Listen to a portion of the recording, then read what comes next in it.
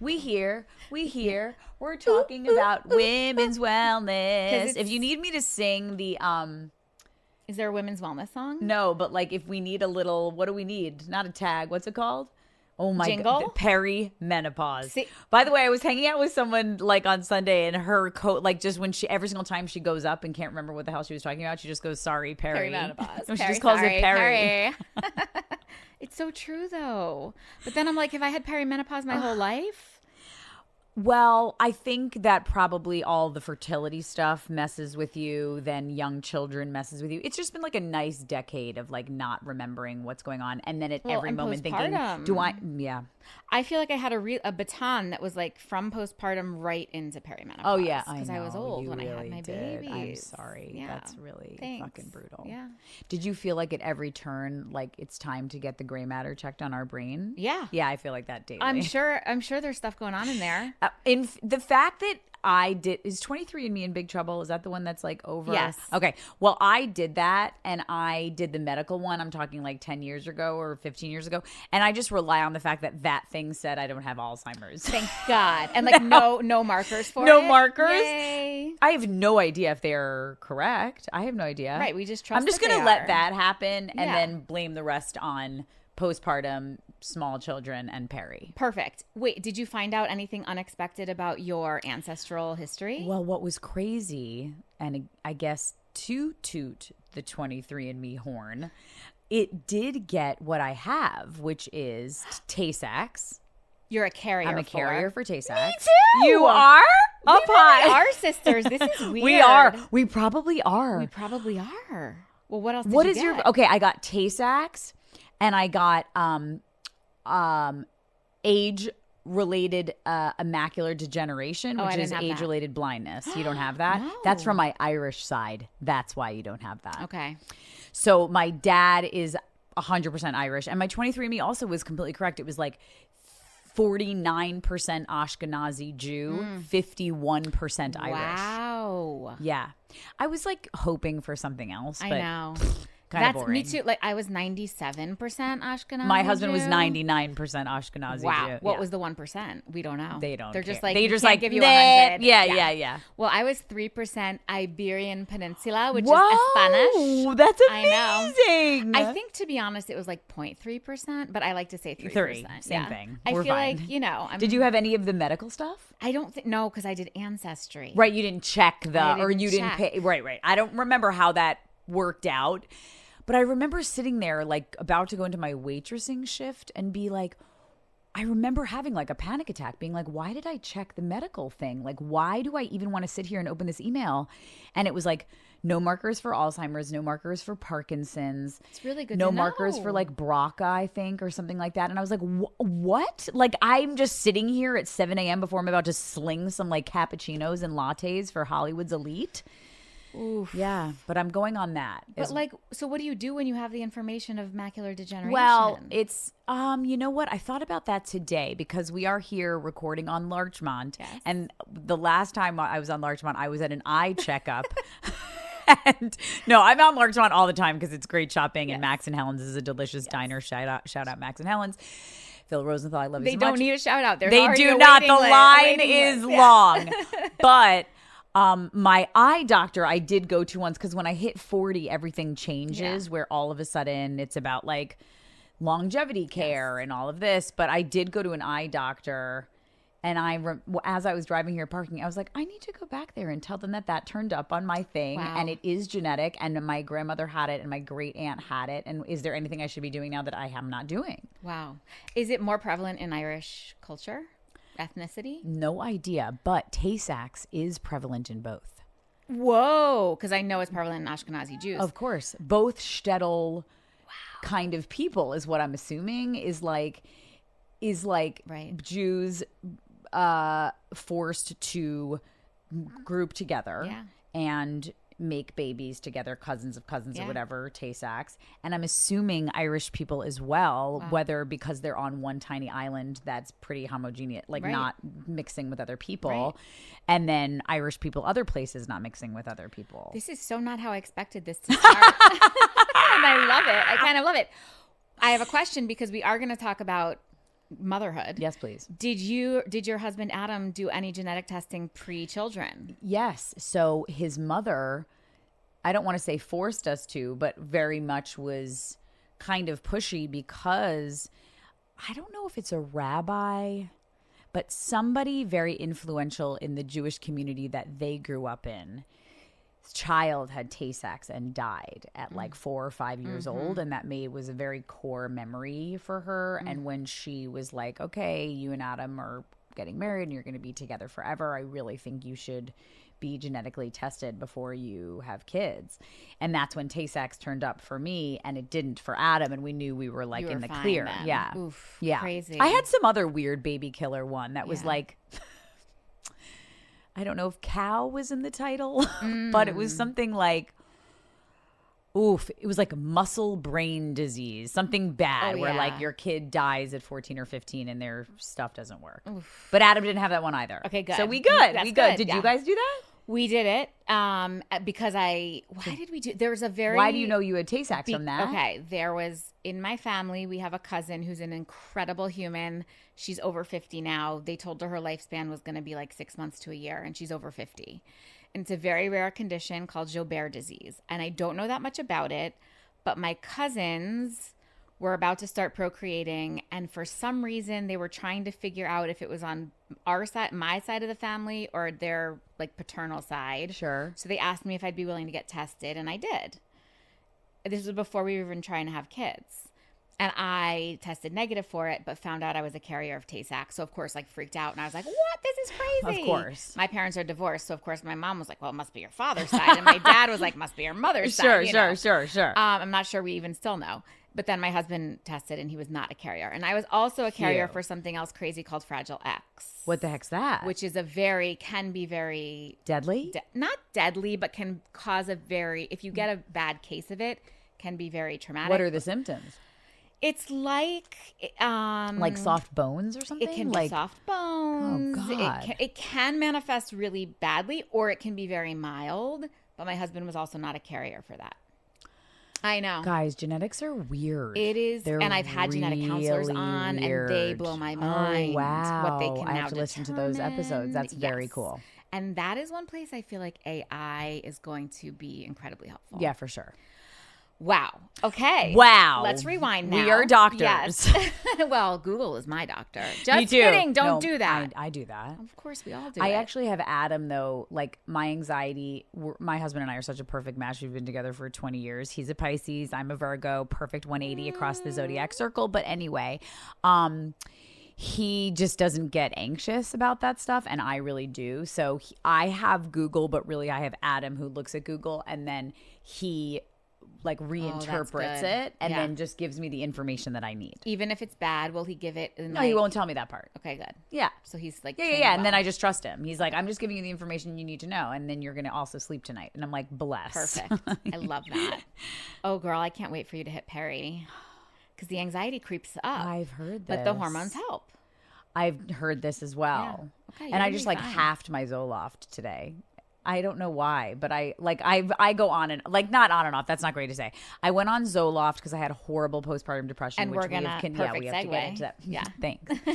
And I was on it for 2 years, and then I've been off it for 3 years, and then in December I was like, kind of want to mess around with going back on it again. And then I've been having some symptoms again of some numbing out that I don't love. It can really mess with your orgasms, things like that. So I'm thinking about titrating down a little bit. When we went back on a few months ago, did you go on the full dose that you even half of that one. Half of that one. Okay. Yes. Well, let's talk about postpartum. But first, let's talk about motherhood. Yes. Did you always want to be a mom? No. No, not even near that. Okay. So I'm shocked at my life. Okay. Like shocked. Let's get into that. Like growing up as a little girl, what did you imagine your family to look like? I didn't really, and I don't know if it's because I have a very, very close nuclear family of my four, like my mom, my dad, me, and my brother are very close. And I just was a very career-oriented kid. And that was the only sure thing. Actress always. Actor, performer, actor, singer, dancer, storyteller, artist from jump. And I never remember choosing it. I don't remember having some sort of like aha moment or a part that I played where I was like, this is where everything fell in line. It's just like always what I did. My videos from like 2 years old, 3 years old are just like me on a stage anywhere. And then by 12, I was like, I grew up outside of New York City, about 18 miles, and sobbing to my dad, like, why won't you get me an agent? My dad was like, absolutely not. Your mother's not driving you into the city for auditions, dragging your little brother around. You can do the community theater in town. You can do all the high school plays. And if you want to major in drama, lucky for you, I'm going to support that financially and emotionally, which thank you, Kevin Lowe's. But my mom was a stay-at-home mom, and she's an amazing mother. And so I just really was like, well, I'm not going to do that. So it really was not in the cards for me until, or even on my radar. I was an incredibly hormonal, boy-obsessed teen. I mean, I went to Jewish sleepaway camp, and I fit as many boys into 4 weeks as I possibly could. Which camp did you go to? Timberlake West. Oh, yeah. Okay. And then I'd be like, which one can I then meet at the Roosevelt Field Mall, like after? So like, it's not that I didn't think I was going to be with, I don't even know if I was into getting married. I never pictured a wedding dress. I never thought about walking down the aisle. Like that just really wasn't, it was just like acting full steam ahead is what I knew. And then 9/11 happened. And the closest person and my favorite person in my life is my dad's mom, my Granny Pat.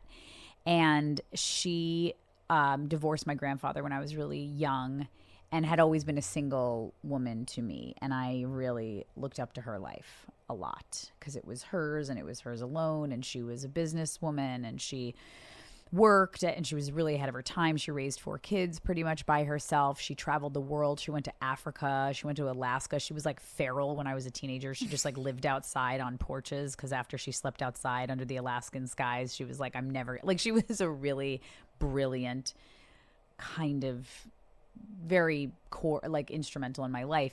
And after 9/11, I was like, I'm not having kids. I remember having this conversation with her. I think I was 19. And she was like, well, if I didn't have kids, where would I be? I wouldn't be with you. And for some reason, I'd never thought about it in that way, like really future, like that I get to have this grandma and I'm a granddaughter. And I don't know. That's when it started to open up. And honestly, I don't know if I would have done it at all had I not met Adam Shapiro.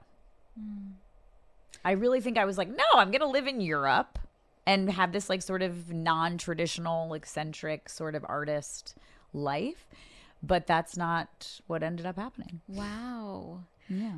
Adam Shapiro, your husband, the best, just posted something on where you met. Can you tell me that story? I did not know that that's how you met. Can you tell us about it? We met actually. So after I graduated Tisch School of the Arts and stayed for like about 2 years after graduating, waitressing in New York City, getting my equity card, booking like birth control commercials, getting my SAG card, but like always having to wait tables, never Where'd you waitress, making ends by the way, meet. in New York? Oh my God, BB King's Jazz and Blues Club in Times Square. That was a nightmare. But for the most part, it was an amazing theater, family-owned restaurant in the theater district called Cafe Cello on 8th Avenue between 52nd and 53rd. And it was the shit because you were slammed from 5:30 to 7:45, and then it was done. Yeah.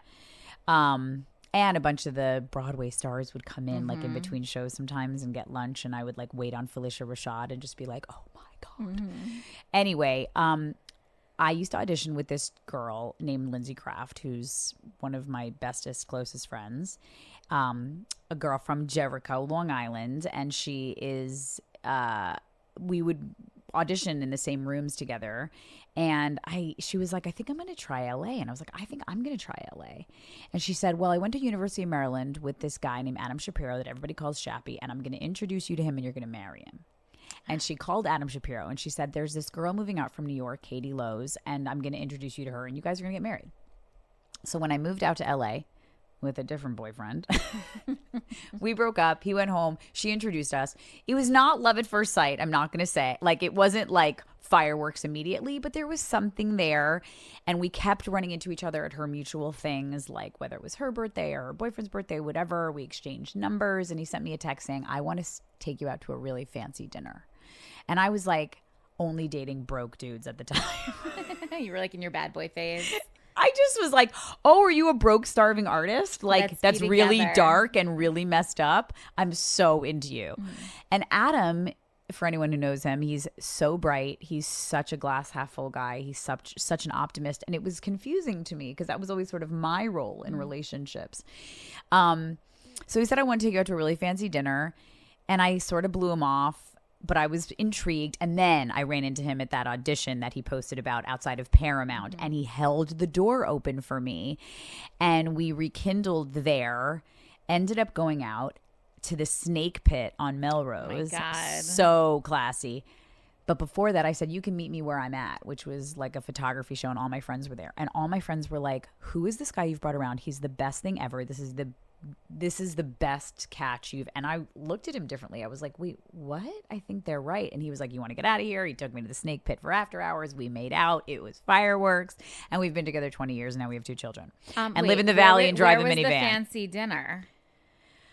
Did he ever took me out? Okay. Well, what was I'm like, cool Snake about, Pit? I know. It was not. It was not. Okay. He always took me out. Well, you know what's crazy is that he was a really successful commercial actor in our mid-20s. Like he booked, and at that time, national commercial spots paid. You made a lot of money. Yeah. So like we really helped each other out, meaning like he would book like 10 national spots a year, which meant he was like financially secure, which I was not used to. And he could take me out. And like, I just wasn't used to like, he paid for things and opened doors. And there was like a real chivalry there that was super sexy. And I thought wasn't like, again, I was like, whatever, it's my career, it's my life. Like, I just wasn't like going down that path. But then there was something really nice and hot about that. Yeah. But then also I would be like, you're not an actor. Like doing 10 commercials a year does not make you an artist. Like, what are you doing? Like, where's your acting class? Like, how are you studying? How are you legit? And he got really legit. So I think we kind of like, you know, as one does in a healthy relationship, we really helped each other grow up. Yeah. And now we've really grown up together. Wow, I mean, wow, my good wow. God. Yeah. Is this But one we of did your everything roommates, very Graham? slow. 'Cause we also have Graham in common. I always love Graham forget Sibley. about He's the best this. actor of all time. Yes. Graham Sibley, you're the greatest actor of all time. You're one of my favorite actors of all time. I love you. Graham Sibley, I love you too. I'm sure you don't listen to my podcast and you probably don't even check social media, but if you do, I'll post this clip just in case. Please do. I will. But yeah, he's just like Adam. We started a theater company together. I wasn't even going to I started a theater company with all my friends from NYU called I Am a Theater Company. We were all waiting tables out here at a same place called Ammo, and our artistic souls were dying. And we were like, let's just make little theater. And they were like, why don't you have Adam? Like, he should be in the company. And I was like, we're going to break up. Oh my God. And they were like, and I was like, and every theater company has like as much drama off stage as it does on stage. And Adam was like, I could just design your website, like, which he did. He's really good at computers, still is. And we just never broke up. Wow. Thank God. You guys were together a while before you got married too, right? Together, everything was very long. And I think because I was like, wait, are we doing, like at every phase, I'm like, wait, what? Like nobody else was shocked when he proposed. I was you were. shocked. Really? Oh my God. I was like, we're not old enough to do this. Like, we're not grown-ups. Like, this is too much. And thank God he's not afraid of change. He's not afraid of risk. Like, when we bought houses, when we made babies, like, at every turn, I'm like, wait. No, wait. Are we doing this? This is, like, very traditional. This is very grown-up. This is very, like, serious. Like, let's just get on a plane and, like, be spontaneous. And he is cool with that stuff, too. But thank God for him. I don't know if I would have made a single choice. Wow. But the choice I made was marrying him, and then he makes all the other risky choices. that. Thank God. Good But for yeah, you, we were together for 4 years before he proposed. Then we were engaged for 2 years before we got married, and then we were married for 5 years before we started to make a family. Wow. I met somebody this weekend who actually I stayed with somebody this weekend. I was traveling who met at Thanksgiving and eloped 6 weeks later, and they've been married for 43 years. And I was like, I almost started crying. I was in love with them. But that's the way shit used to happen. I know. And people would make a commitment and make that And commitment. honor it. Like I really know. make that commitment. There's something to that. They were, for and sure. they were like made for each other. These two, it was so sweet. Adam and I know. are made for each other. You guys are. I It's think crazy. so. I mean, I don't know. I can be crazy. He puts up with a lot of shit. Like he's like, My husband does too. Although I know. he also never listens to my podcast, so he won't hear me say that. Great, Thank God. great. I'm kidding. He listens sometimes. He'll listen to this one. Please. Love you, babe. We love you. Okay, so when you met Adam Yeah. and you're together this whole time, at some point you must have talked about having children. Yes. I think, again, similar to acting, it's like I don't remember the conversation, but I think it was always kind of known that we weren't going to miss it. Like, I don't think I could see like marriage and babies and this life, because I think honestly it was just too scary and committed, like, and real responsibility comes along with this. But the thing I did know and could hook into was that I didn't want to be, after I'd had that conversation with my granny Pat after 9/11 and just having more like existential thoughts about my life and my life choices, what I could see about motherhood was I knew I wasn't going to be 70 and not have somebody call me mom. I didn't know how I was going to get there. I didn't know if I was going to have them biologically, adoption, like how that was going to work. But I knew that would be a role I was going to be, if that makes sense. Yeah. And I would regret it if I didn't. I knew that more than like, and today's the day. Right. But really why we started to have a family is because Shonda Rhimes told me to. She was like, have your family right now. Well, again, I think Adam always knew and is not afraid. I was always afraid for a multitude of reasons. I use my body in my work. Like, I was scared to rip my vagina in half if I was going to go about it that way. I was scared about the hormonal changes. I was scared about the stories if my identity is actress, what does that mean for a career? If so much of myself is attached to that. And what it really took was Shonda Rhimes is a really, really good friend of mine and saved and changed my life. We were hanging out and she was like, are you thinking about having a family? And I was like, I don't know. Classic. And she was like, well, I don't know how much longer Scandal's going to be on the air. This was already towards the end of the second to last season. And she was like, and if you're thinking about it, I would suggest doing it on my watch, because I've taken a lot of actresses through this.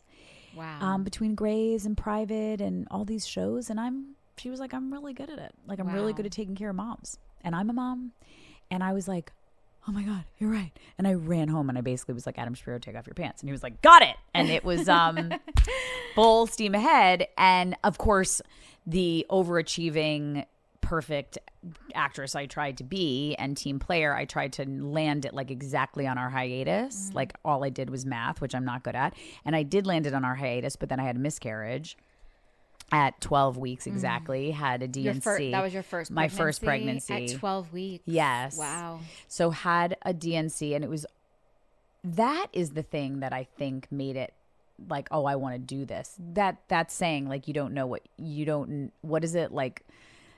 You don't know what you had until you lose. Gone. Yeah, till it's gone. And it's like, we got pregnant easily, which was wild because we had tried for 100 years. We didn't try to get pregnant. And then we did try to get pregnant. We did get pregnant easily. And the whole time I was scared. I was like, oh my God, this happened. We got pregnant. I can't believe this. I was thinking it was going to take a little bit longer. I'm still wrapping my head around this. I'm still wrapping my head around motherhood.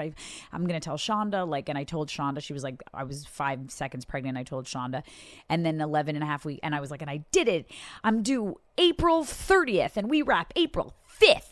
I rocked this. I'm not going to have to shut down production. You're not going to have to worry about Quinn's character. Like, we're good. That pregnancy didn't work out. And then I was like, oh no, I really wanted that. Yeah. I didn't know I wanted that. And I was crying all the time. And I didn't know why I was so upset. And then I really learned from that experience, like, oh, can't plan this. Can't plan the time. Can't plan how or what's going to work out. Like, it's so much bigger physically and spiritually than I ever could have known. So I waited, the recommended cycles that the doctors were like, okay, you have to make sure your uterus is like strong again from having the DNC, and which I know we are very like-minded when it comes to reproductive rights, but like I would have been one of those women like bleeding out in a parking lot had I not been like, oh, I don't want to do that. I'd like to just go under for 15 minutes and have this. And also like this was family planning. I got pregnant with my husband, you know, and the pregnancy didn't pan out. Right. So I'm going to go have the medical care. So I'm going to go have the medical care that I need. Like what is even going on? I can't even believe. To walk in. I'm going to choose to walk in. I'm going to choose to have my doctor give me the care I need because for physical health reasons and mental health reasons, I don't want to miscarry on my toilet. Right. Or anywhere. I want to go to work. I have a job on Monday. I want to have this procedure done. Like it's ridiculous. I don't want to wait and see what happens. No. I want to have clarity. Yes. And the fact that I even have to explain this to be there with me and hold my hand. Yeah. The fact that I even and then it is still hard to recover from. Yeah. So the fact that we're even explaining this to men is and politicians is like disgusting on so many levels. Yes. Thank you for adding that piece of it. Anyway. So how did Adam handle that piece of it? You know, Adam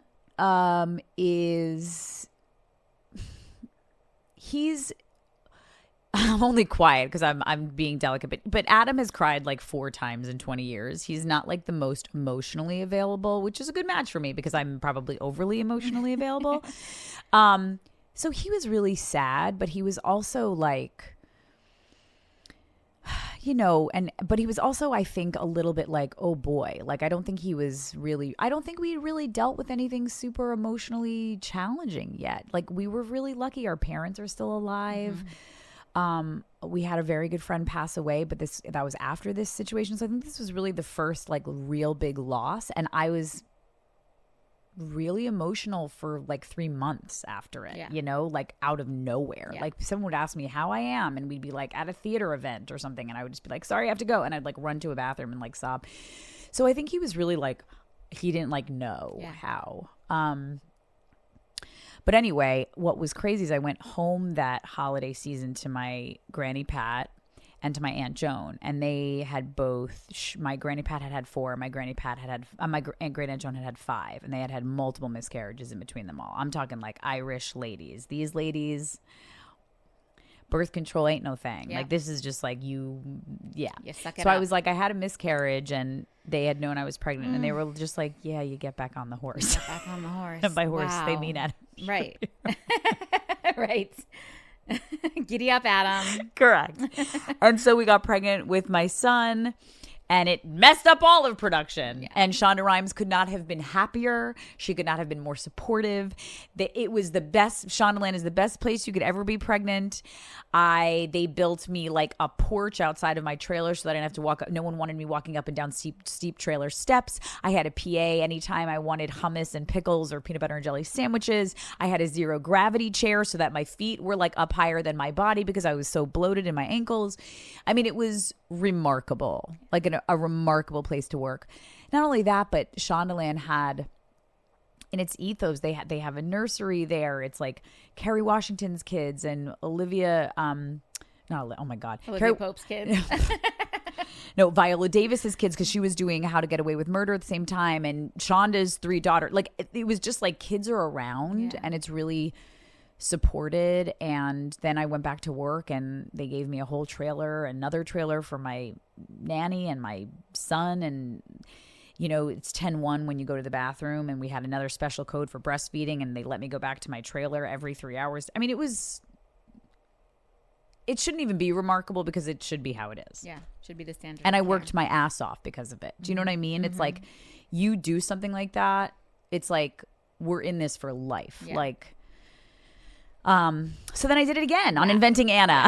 You're like, I'm going to be back in Shondaland. I'm going to have another one. And I tried to nail that as well. Yeah. I sat down. I had pizza with Shonda. We were having pizza in her apartment. And I was like, I think I'm going to do it again. Really want a girl. But don't worry. I know I'm doing Inventing Anna, but I'm going to get pregnant and it's not going to affect production again. Like, we're going to be good. Got pregnant a week before shutdown, completely affected production. Wow. Because they shut down all of production for a year because of COVID. So they waited for me to have the baby. She was 3 months old, and then they moved all of the scenes that I had left to shoot to the last few like weeks of shooting, and they moved all of production to LA because when I was shooting, the vaccine still wasn't out, nothing, and I had a freaking newborn, and they didn't want me flying to New York. They were like, "Are we going to fly her private? Are we going to fly just all of production to LA?" Like they were, again, amazing. Shonda Rhimes, the best. And you had postpartum now with her. So you didn't have it the first time. No. I mean, when I look back, I was definitely not the most stable, but who is? I mean, I don't know. It was definitely more postpartum blues. Like after Abbe, my son, there were 3 weeks of, yes, big emotional swings, crying, but it wasn't COVID, so I could really lean on my community. I was out and about, but the time that is questionable is my husband and I did Waitress on Broadway together, and that was my dream in life, to do a Broadway musical. And I was crying like every day during that process, just very hormonal. And I don't, but it was nothing. Was that immediately postpartum that you did that? He was 6 months. Oh my God. Yeah. Wow. And I was pumping in every intermission. And I just was like I don't think it was not postpartum depression, because I went through that with my second, and that is you can't joke around with that, and there's no mistaking it. But I definitely was not myself. Mm-hmm. But I don't think I was myself until my kids were like 3. Mm-hmm. Honestly, until you're done like weaning and I feel better, honestly, like for anyone listening with small kids, I mean, my kids are 5 and 8 right now, and this is the best and most fun I've ever had in this experience, like by far. Yeah. And I think it's because we're all like people moving about and like sort of coexisting, but they're not teensy where they hate me yet. Like this is great. Yeah, this is solid. Yeah, this is really great. But the version of yourself now, it's not yourself. And I mean, it's. I think sometimes postpartum we expect to get back to what we were. Right, that's never going to happen. And that's a hard pill to swallow sometimes. There is the new version of you. You have to refamiliarize. You're like, oh, this is not actually what. There is no back to myself. No, this is the new me. Correct. And that's hard sometimes. Yeah, it's just like it's even if it's not hard, it's just a realization you didn't know was coming. Yes. So it's new. Yes. Yes. So when did the postpartum hit you with your second? So, so my daughter was born November 22nd of 2020. So I was one of those women in a mask. Was Adam allowed in the room? Adam was allowed in the room, but it was going back and forth like every other minute. And it was scary. The hospitals felt scary. Were you at Cedars? I was at Cedars. Everything felt scary. And for somebody who can lean a little bit more anxious, that's not great. And you were in and out of the hospital within 24 hours. They didn't want you hanging out in there. It was a really, really, really fast labor. She came out in 3 hours, start to finish, like from check-in to out. Oh my God. And if I look back, I think I had perinatal anxiety and depression as well. Her entire pregnancy, I had panic attacks. But it was really unprecedented times. I didn't know. I was alone in my house, and I had a 3-year-old toddler who they were telling us it wasn't safe to go on jungle gyms. They were saying I couldn't take him to indoor playgrounds because they didn't know how COVID affected fetuses. And it was just like really intense. But everyone kept saying, but the minute the baby's here, you're going to be fine. Like you just got to get that baby out. You just got to get that baby here safely. And then we can lean on, your pod. Like my parents had come out and Adam, and the baby's not just going to be your responsibility anymore to keep safe. It's going to be able to spread that responsibility. And I have a podcast called Katie's Crib, and I remember it so well. I had Alanis Morissette on the podcast before I gave birth, and she struggled really bad with postpartum depression with her third, I think. And the doctor told her, you can't muscle through this one. I know you've muscled through a lot of stuff in your life, but when you have postpartum depression, this whole idea that women do so much of like, I'm just going to muscle through it. I'm going to push. I'm going to save face. It's too shameful. Like I just have to get to another week. Just one more day. And she was like, my doctor was like, you can't muscle your way through it. Mm-hmm. And it's like, I didn't even hear her, freaking Alanis Morissette. Didn't hear her. I had done episodes on my podcast with Casey Wilson, another actress and friend of mine since college who I look up to and love so much. She had really bad postpartum depression, like couldn't get out of bed for months and months on end. And I was very in the know about it. And even still, I was like, nope, like I'm fine. I'm going to be fine. But after the 3-week mark, when things can either start to lift from the postpartum blues, I'm crying, I'm adjusting, the lack of sleep is starting to build on itself. Were you nursing? I was nursing. And it took a turn of like panic attacks multiple times a day, of a feeling of overwhelm. Have you ever had panic attacks? Mm-hmm. So it's the weirdest thing. There doesn't have to be a rhyme or a reason, but it's a massive wave of overwhelm that is coming that makes no sense, where you're in real fight or flight in a physical reaction. Mm-hmm. And I started to have intrusive thoughts of suicidal ideation, where like I would be cutting my son's like tomatoes or vegetables on a plate with ranch dressing for his snack. And I would be like, oh my God, I could just cut my wrist. Now, people have thoughts, whatever. They come and go though. They're fleeting. When it starts to become a problem is when you put weight to those thoughts, which was what I was starting to do. I was starting to count how many times I was having a suicidal thought every hour. And then what ended up making it where my real cry for help happened is about the 5 or 6 week mark after she was born. I was outside and I started to think about, and I was outside playing with my son, and I started to have thoughts and plans of wanting to push him in the pool, and he couldn't swim. And that's when I was like, holy shit, I really need help. I think I'm going to be one of these ladies in the 1950s that like drives a car with her children in the back seat, like into a lake. And I don't know why I'm having these thoughts, like, but I'm very unwell, and this is now a danger to myself and a danger to somebody else. But it was not until it transferred onto my son where I was like, oh my God, I'm really sick. So thank God I had a psychologist on speed dial.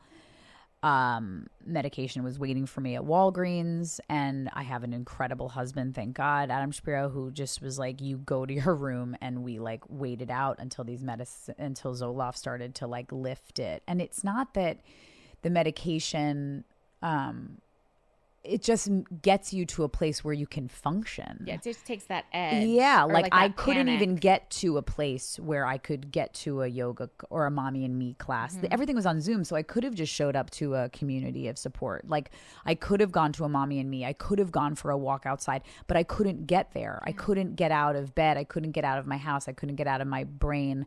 I couldn't respond to texts. Adam was terrified. He was asking all my friends to reach out. I love my girlfriends. They're my everything, and you know, everyone was texting and checking in and very worried, but I couldn't even respond. So it takes about 2 weeks to start to feel better, and then all of a sudden these dark thoughts start to get less and less, and all of a sudden days start to go by where you're like, oh my God, I haven't had an anxious thought today. Or you're in the shower and you'll play brain tricks on yourself, like I'm going to think about that thing that used to really make me freak out, and then you put it in your brain and you're like, I'm not freaking out.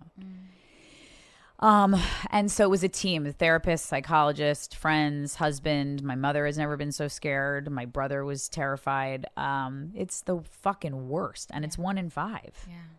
And I'm somebody who's a white woman with privilege, money, and access. I can't even fucking imagine women who are working multiple jobs, who have multiple children and are single. And I'm just like, what? How are women I know.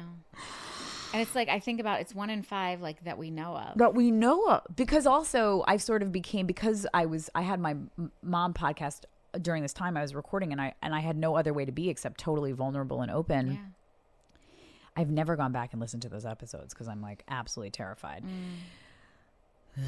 But anyway, I've become this like fairy godmother of like postpartum depression. I get calls weekly from either women who are pregnant and have a history of depression or anxiety and are scared it might be them and are really interested in knowing more about the markers or the signs or what they can do to prepare themselves. Women who have friends that they think might be circling that drain. Spouses, partners who are worried.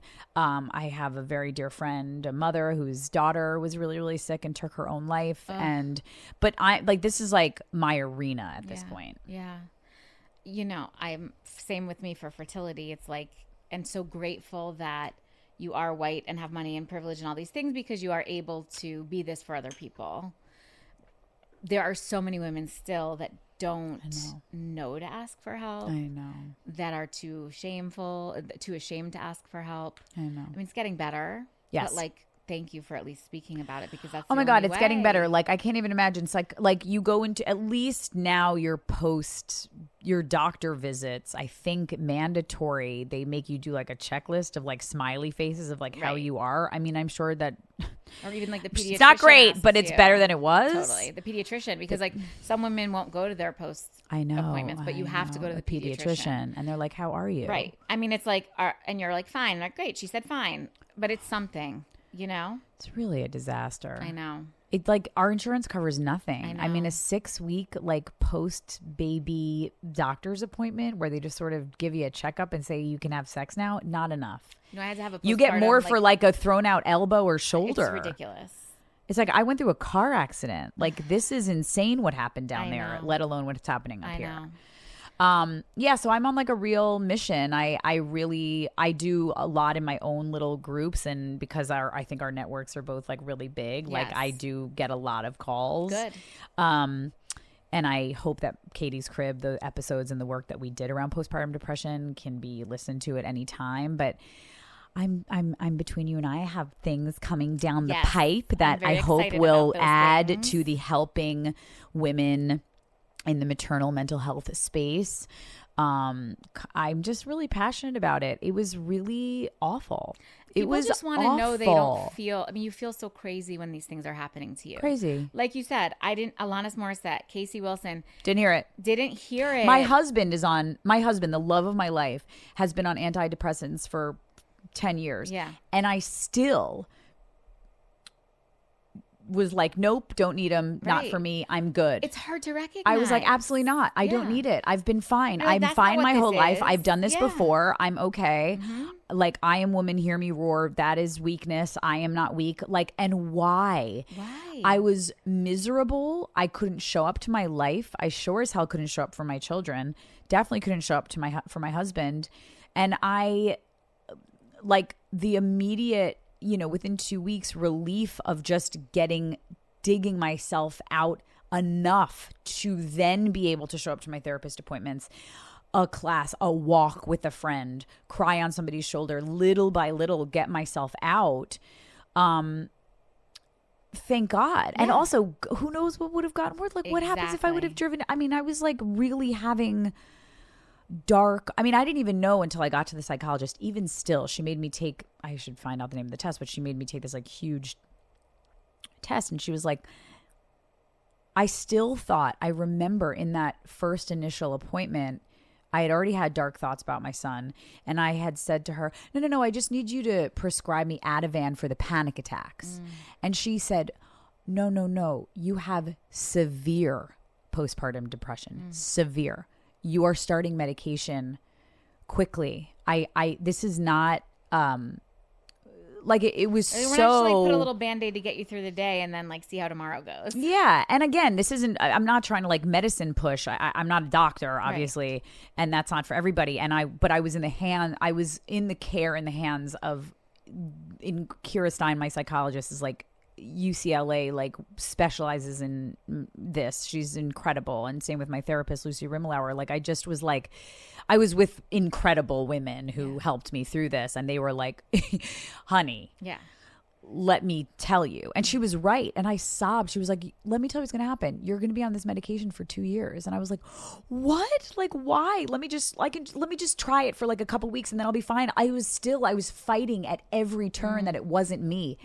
And I, before then, never even knew that I had a stigma about mental health, or I had a stigma about taking medication, or I had a stigma about postpartum depression. No, that's not me. It's so ridiculous as a woman, the shame you carry about needing help or feeling like you're failing I or think not when liking being a mom. Right. That's also like, this is what I was put on this earth to do, and I'm supposed to just excel at, even though I've never done it before. I have no clue what I'm doing. And chemically, something is going on in my brain that I am not in control of. Right. It doesn't mean it's you. It's just what's happening in your body. No. If it were your daughter, your best friend, you would be like, of course, take the medication. Of course. Like, Well, no someone had to problem. explain to me that, like, if you're a diabetic, you take medication. Right. Like, what are you doing? Right. Like, you have a diagnosable disease right now that is Treatable. for whatever reason, like Yeah. and it is more common than any of us know.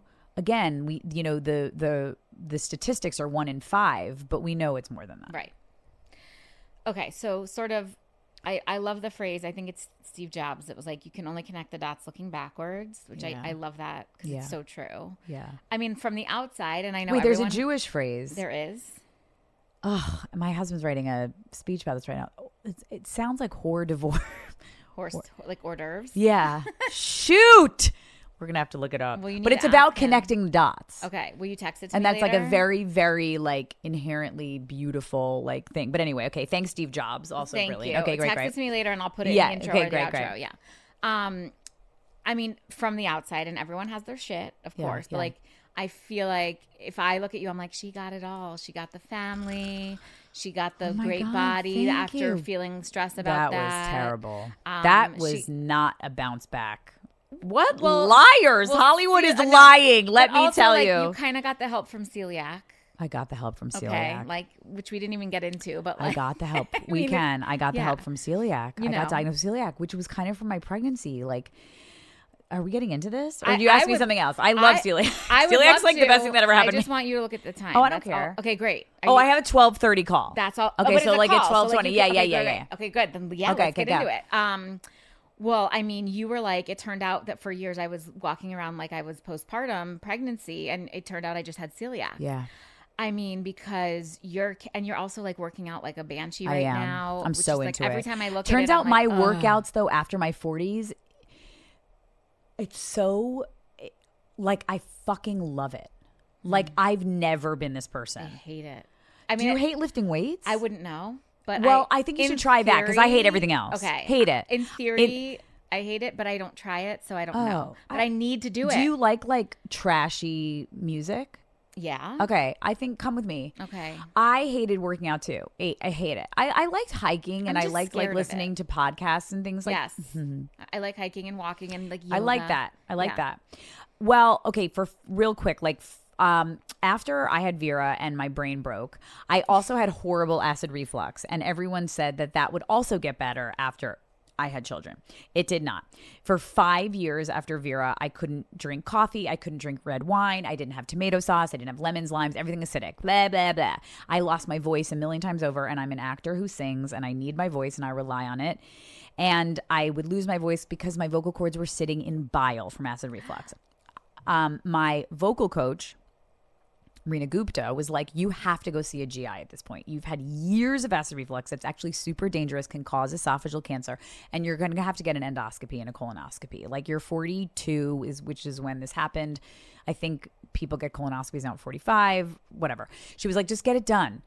Went to a GI, got the endoscopy, got the colonoscopy, and he called me and he was like, you're incredibly inflamed, which is indicative of celiac. Do you have any symptoms from when you have gluten? I was like, no. And I'm not that actress. I eat mac and cheese off my kids' plates. I eat pizza out. Absolutely not. I just have this acid reflux problem. And he was like, come in and take this celiac specific blood test. I was like, I have taken every blood test under the sun. It is not. It is. It came back positive. I had my daughter's 4th birthday that day, and I was like, I just ordered 1,000 pizzas and I'm having beer. Can we pretend this call is coming in on Monday? I went off all weekend, and then that Monday, I stopped eating gluten. I haven't taken a Pepcid or a Prilosec since for acid reflux, which I was living on those. I drink red wine and coffee like it's my job. I have no acid reflux. I don't lose my voice. I lost probably 25, a lot of weight from just the inflammation. And I had spent years just being like, no, I'm working on acceptance of like my post-baby mid-40s body and bloat. Yeah. Well, I wasn't supposed to still look 6 months pregnant. That was like I was poisoning myself with gluten slowly over time. So it's like, so it's not like I had diarrhea or like some people have celiac and it is really serious, like death celiac. Like they stop functioning. They have crazy irritable bowel stuff. I didn't have that. I was bloated like crazy, but I thought that's just what my new body was post baby. Horrible acid reflux, psoriasis. All of it is gone. Amazing. Just no gluten. No gluten. No gluten. I eat dairy like it's my job. Okay. Yeah. And no gluten. Wine. Great. No gluten. Wow. And I don't have, people are like, yeah, but if you go to Italy, no. He was like, you can't eat gluten. Yeah. Now, I have, like, we went to Greece and I was like in an old granny's place and she made baklava from scratch. And I was like, I'm having one. Yeah. And like, what happens? You just Nothing. get inflamed. I get bloated, but it's not like, this was like preventative. Like, he was like, you're going to be really in trouble in your 60s if you don't stop it now. And honestly, seeing the side effects of not having gluten was such a blessing, and such a blessing to have the answer be that easy. I know it sucks and people are like so obsessed, but honestly, guys, potatoes and rice are great. I love them. Yeah. And they do, like, modern bread and bagel makes a delicious bagel. And if you smear enough cream cheese and lox and capers and lemon and dill on it, good. I had that like 3 days this week. And then the working out portion of it, I've always hated working out. I hate it. And there's always been a real pressure to be thin as being someone on camera, and having had hit shows and millions of people watch shows you're on and tons of fans come up to you and be like, wow, the camera really does add 10 pounds. I mean, this is real. Oh my God, you're so much prettier in real life. Oh my God, you're so much small. Wait, what size are you? That's what I would like. I can't even tell you the shit that people say to me. But this new way of working out has really, there's something I feel so inspiring about being in your mid 40s and working out now, about being weightlifting. I feel like I am preventing I know it's not in my 23andMe to bring it full circle, but I just feel very like empowered. It's so good for you to lift my kids. And like when we were renting a house in Mammoth and we were skiing and I was like hauling all these fucking cartons of water and I was like, dude, you should see what I deadlift and like what I bench press.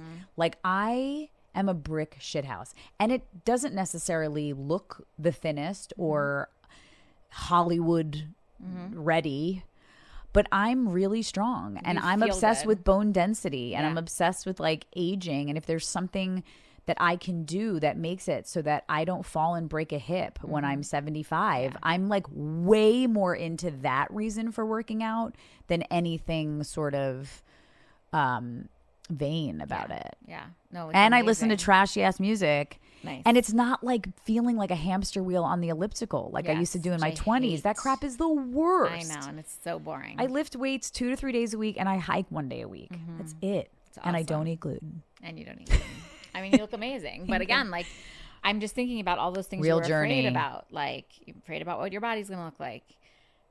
You had 2 vaginal births. Oof. I'm not going to ask how your vagina is. It's not great. Like, okay. It's not great. It works great. It works. Thank great. God. Yeah, that's all you need. But I don't recognize it. All right, well, I mean, my husband loves it, thank God. That's but like, all you need. but like literally no one tells you, like, because I got sewn up both times and something is wackadoodle.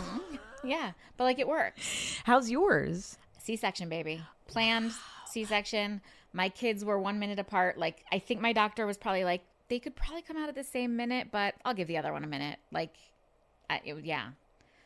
Yeah, but like, I still carried twins. Like, everything's not normal down there, or like, it's my new normal. It's the new normal. Yeah. I'm so glad mine still works, though. Like, honestly.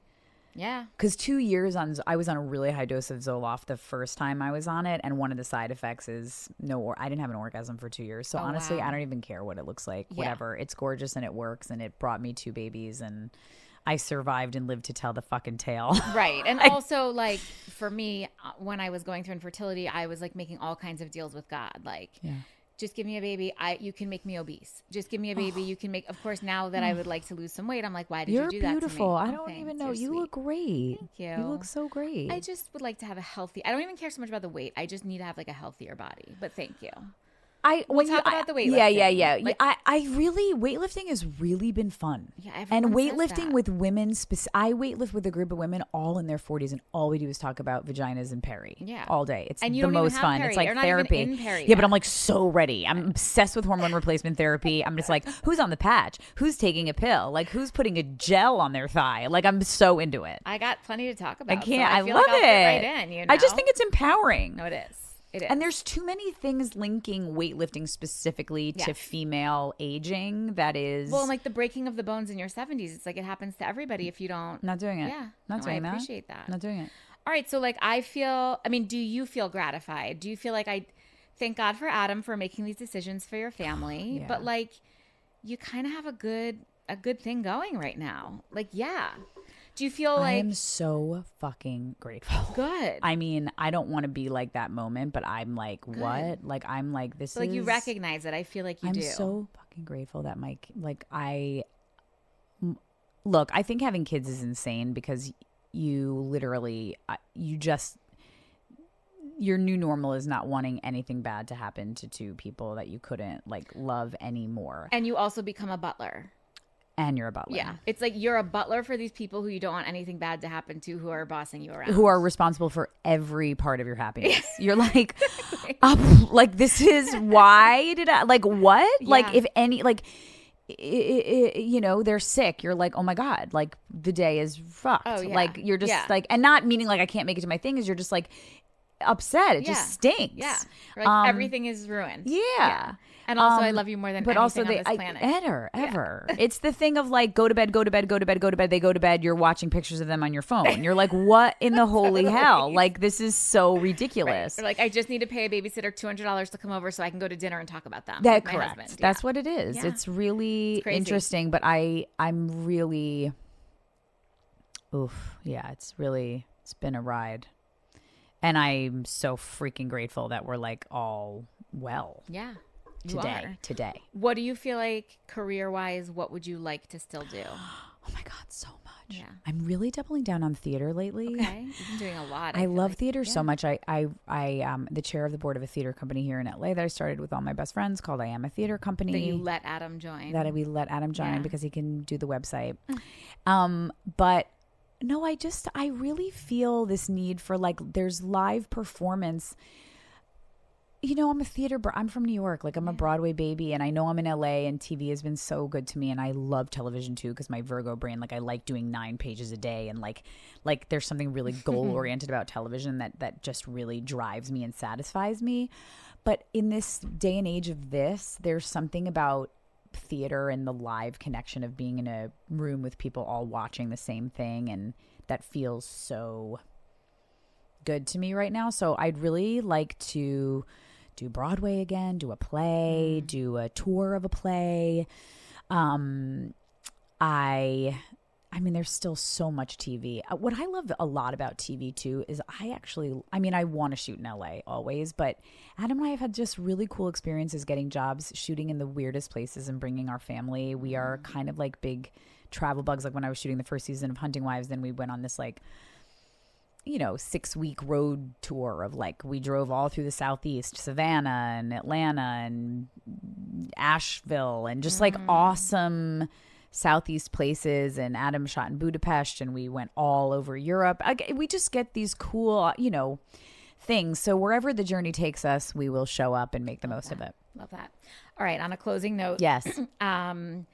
Maybe it was Grandma Pat. Maybe it was somebody else. Is there any key piece of advice or cliche or something that somebody gave you? That a mantra or something? A mantra. Yeah. It could be anything. Or something you just think about. Yeah, we always say, my girlfriends and I, we always say, this ain't your practice life. And we always say that if there's that thing, this is the one. So you don't save it for another lifetime. This is the one. It's not a practice shot. This is the shot. I love that so one. You should probably do it. Whatever you thought about doing it. That Hamilton song, right? Mm-hmm. I am not throwing away my Thank you. shot. Yep. So good. Katie, thank you for being here. Thank you, Abby, for having me. You're the best. Woo!